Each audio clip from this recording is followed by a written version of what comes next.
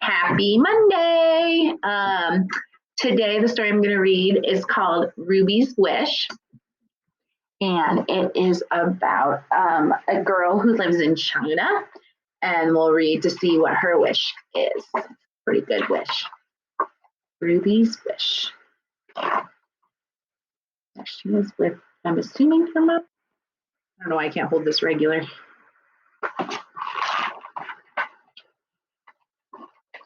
If you walk down a certain road in a certain city in China, past the pet market with its yellow and green rice birds hopping in their bamboo cages, and the goldfish and the tephrids in their porcelain bowls, you will see a block of houses, 5 houses wide and 7 houses deep.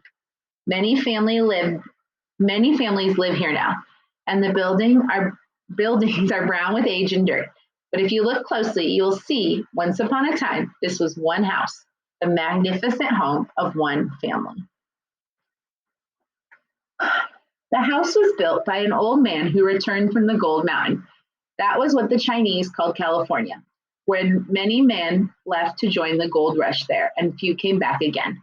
So there was a time in history when in California they found gold when they were digging. So a bunch of people went to California to try to get rich, and that's what they call the California Gold Rush. So they're talking about that even people from like China would go across the ocean to California, but not many came back. But as I said, this man did come back, and he came back very rich, and he did what rich men did in old China. He married many wives. His wives had many sons, and these sons also had many wives. So at one time, the house was filled with the shrieks and the laughter of over 100 children. Amongst these children was a little girl that everyone called Ruby because she loved the color red. In China, red is the color of celebration. On New Year's Day, children receive red envelopes full of good luck money. Brides wear red on their wedding day, but Ruby insisted on wearing red every day.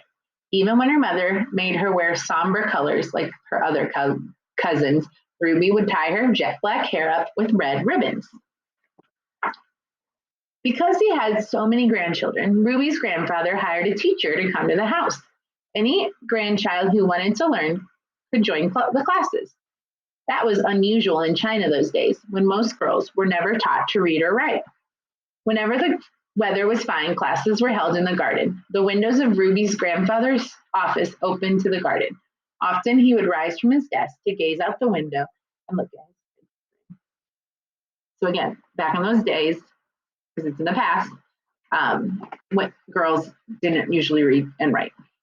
One day, Ruby's grandfather looked down from his window to see the high white walls of the garden plastered with calligraphy. His grandchildren had been practicing their handwriting. Ruby's grandfather laughed to see that many have smudged ink on their hands and faces. Then he noticed a sheet that was more beautiful than the rest. Which of his grandchildren had produced such wonderful calligraphy? Down in the garden, the teacher was praising Ruby. Her ears were turning bright red, just as her jacket was.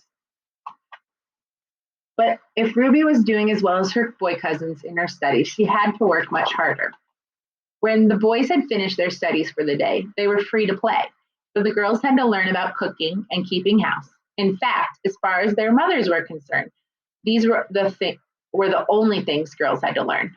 One by one, the girls stopped going to the classes, all except Ruby. She would catch up on her embroidery at night, many nights her candle flickering long after everyone had gone to bed. So the boys got to go home and do what they wanted, and girls had more chores to do. And that's what a lot of the moms thought was most important, were these chores about how to be a woman or how to be a wife. But Ruby, and so many girls dropped out as they got older because they didn't want to have to do both. But Ruby kept going. One by one, the children were asked to write a poem. Ruby wrote, "Alas, bad luck to be born a girl. Worse luck to be born in this house where only boys are cared for." Ruby's teacher was very impressed by her poem.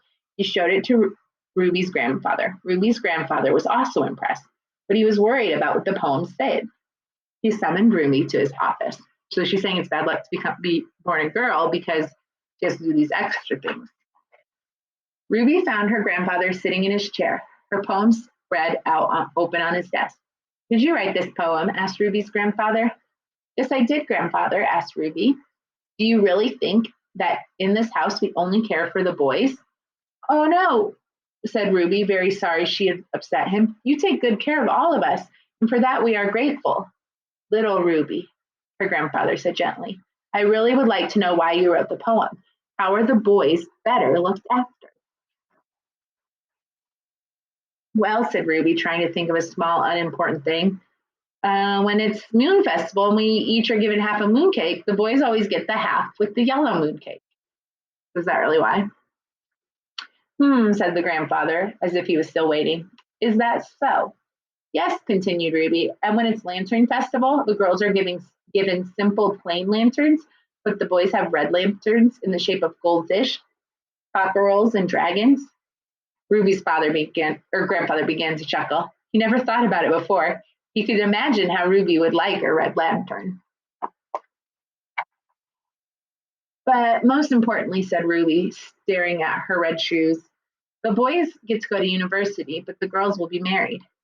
Don't you want to be married? Asked her grandfather. You know, you're very lucky. A daughter of this house can marry any man.